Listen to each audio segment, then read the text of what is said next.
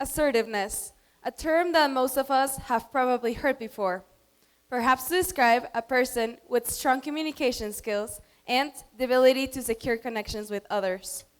Well, assertiveness is much more than an attribute. It is a way of thinking, acting, and being in touch with the world while respecting others. Let me tell you a story that will illustrate the art of assertiveness. It was a typical day at work in the ER. Patients were arriving and going, as it so often happens, but a bit of chaos that can be found in emergencies. The usual tumult was starting to increase, and suddenly I found myself in a room full of overflowing patients that were nowhere to be put. I found myself in a critical situation, but I decided to calm down, thinking that nearly every problem has a reasonable solution to it. So my problem was very clear. There were not enough beds or space in the ER, and so was the solution. I had to ask for extra beds from the person in charge, the chief of my service. I navigated the large hospital, and when I finally found him, I expressed my concern and sent my request, to which he responded. Later, when I had more time on my hands, I was startled and a little angry that he did not notice the urgency of the situation. Did he not see what I saw? Did he not see people on the floor lying in pain?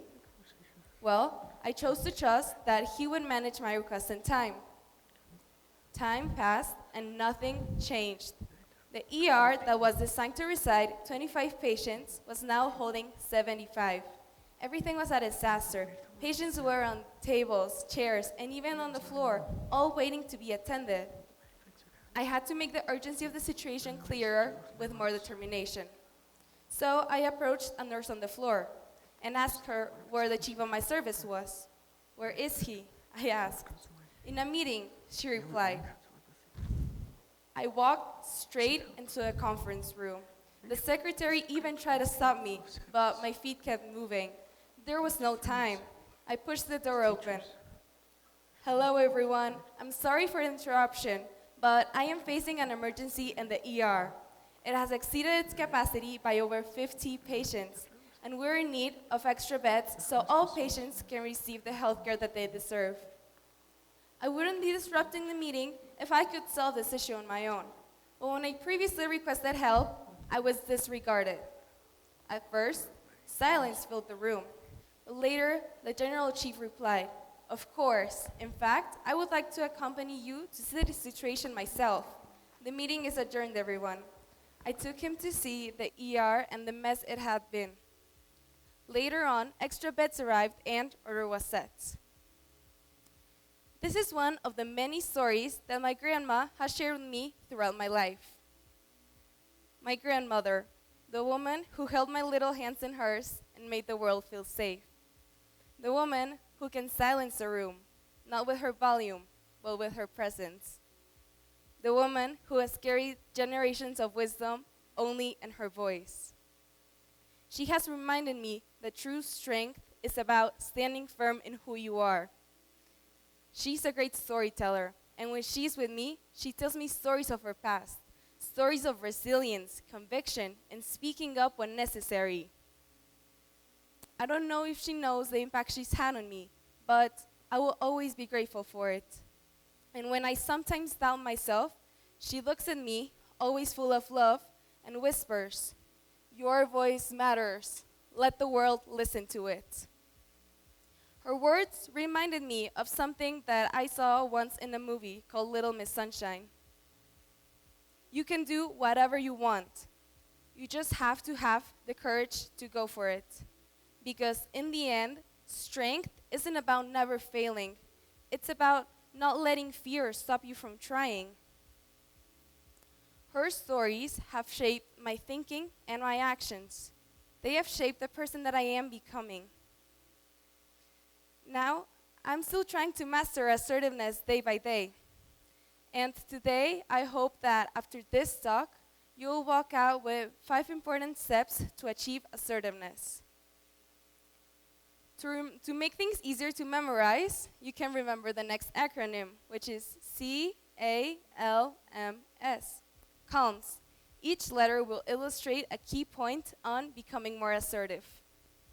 Now, to understand how assertiveness looks like and how we can all achieve it, let's start with the first letter, which is C, which stands for calming yourself down. In high-stress situations, we tend to feel very overwhelmed and we fail to cope with the issue that we are presented with. Although we cannot always control outside circumstances, we can control our reactions to them. And the best way to do this is through taking deep breaths. I know that everyone gives out this advice, but it's because it genuinely works. When stressed, our bodies enter fight, flight, or freeze mode that are caused by the sympathetic nervous system. These responses require oxygen, but if we're too stressed to even breathe properly, then that oxygen doesn't get to our brains and we cannot think of the solutions clearly. So, by taking deep breaths, you will activate your parasympathetic nervous system, which will tell your body, you are safe and the danger has passed. Now that you've managed to calm yourself down, you can move on to the next step, which is A, assessing the issue. Knowing your issue will help you to look for solutions. And when you are looking for solutions, ask yourself questions, because questions will help you brainstorm for solutions naturally rather than having to force one. The third step is L, which is looking for solutions. Be direct and respectful when doing this. Also, be very aware of the tone that you're talking in, because, well, sometimes when I play board games, for example, I tend to be a very competitive person in them. And I need to remind myself when playing them to think before speaking and to watch my tone, because if things aren't going my way, I know I may lose my temper. Also, get to the point. Be very direct, and if you tend to ramble on to other things, then you can practice beforehand, as easy as that. The next letter, which is M, stands for making your message clear. Confidence is key in the situation. Too little confidence, and your message may not go through. Too much, and you may be perceived as arrogant by others. You need to learn how to balance these. The key here is to know the difference between being weak, confident, and overconfident. Our last step, which is S, stands for standing with poise. Assertiveness is never about aggression, because it can weaken your relationship with others and break the trust. It is about setting boundaries for yourself and others to assure that there is still mutual respect. In this step, it is very important to learn to say no. I know it is hard sometimes, but it's something very important, because when saying no, you will learn to set boundaries for yourself and to know that your well-being is a priority and that you are not being taken advantage of. Now, I'm going to share a personal experience where I put myself calm into actions. As some of you may be aware of, I am part of the MUN Club, and I recently signed up for a conference in Puebla. I had spent hours researching my topic and my side of the conflict. In this case, I was in a simulation of the US Senate, and I was assigned the Republican point of view. Yes, the Senator of West Virginia.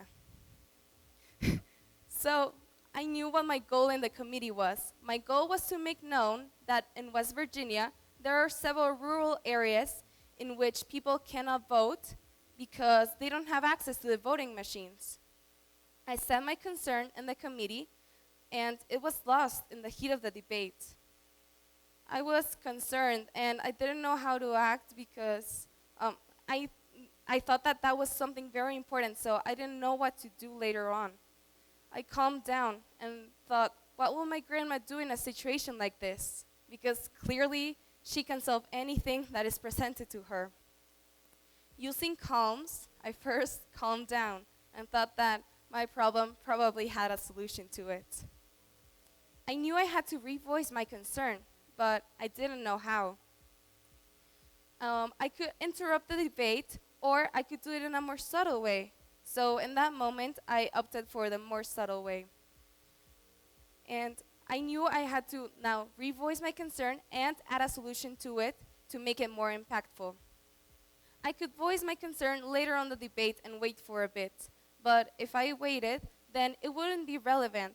So I decided in that moment to stand up, raise my placard and my voice, and say my concern with the solution. Well, the solution was heard, and it made an impact in the room, leading to some concerns from the Democrat side as always, but I had done it. My message had gone through.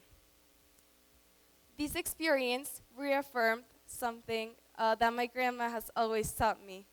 The assertiveness isn't just about speaking with clarity.